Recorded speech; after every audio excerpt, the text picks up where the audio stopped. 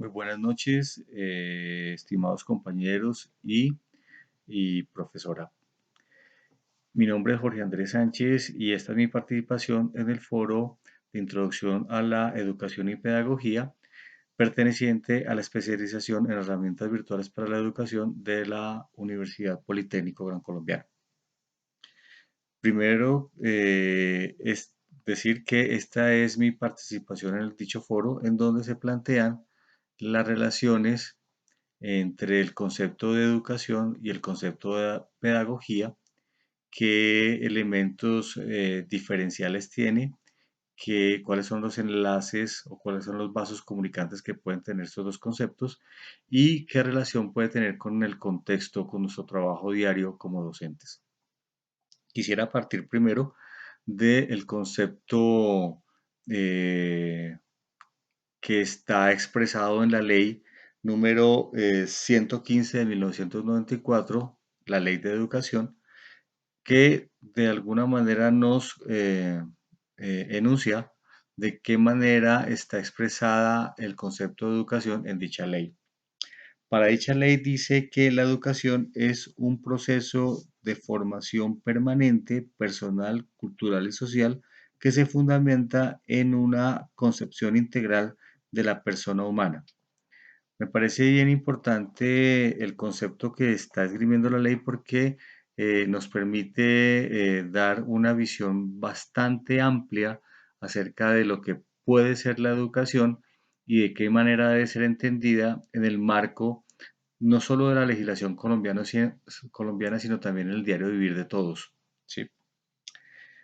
Esta visión, que si se quiere es legal, acerca de qué es la educación para todos, también permite evidenciar una serie de elementos que podríamos señalarlos desde dos dimensiones.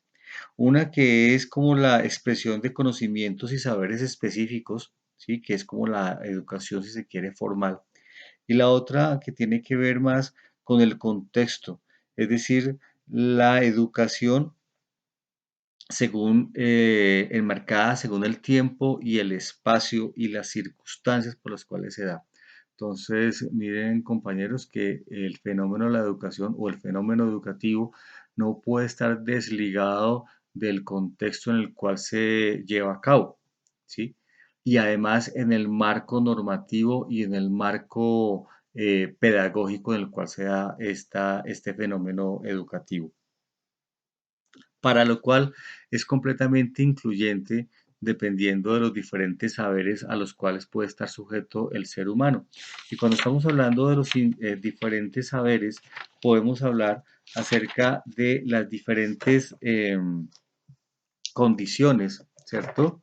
Condiciones que podríamos tener en cuenta. Condiciones como la dimensión cognitiva que tiene que ver con el conocimiento, la dimensión afectiva que tiene que ver con la emoción, ¿sí? La dimensión ejecutiva que tiene que ver con el trabajo, con la funcionalidad que nosotros podemos como individuos inmersos en una sociedad podemos tener, y la dimensión comunicativa como esa posibilidad de interactuar con todos nuestros allegados, ¿sí? Que de alguna manera nutren en la medida en que estamos intercambiando representaciones, culturas, pareceres, dimensiones afectivas y cognitivas en el mismo diario vivir de todos nosotros. Podemos también señalar que el desarrollo de cada una de estas dimensiones anteriormente descritas, ¿sí? Propende o busca la educación.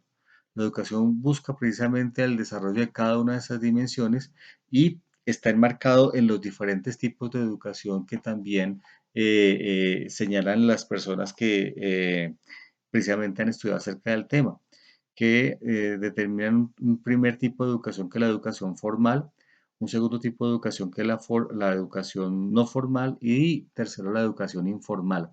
La educación formal que sería como lo que está de alguna manera propuesto por el Ministerio de Educación, que está señalado por educación primaria, secundaria, media, profesional, técnica, tecnológica.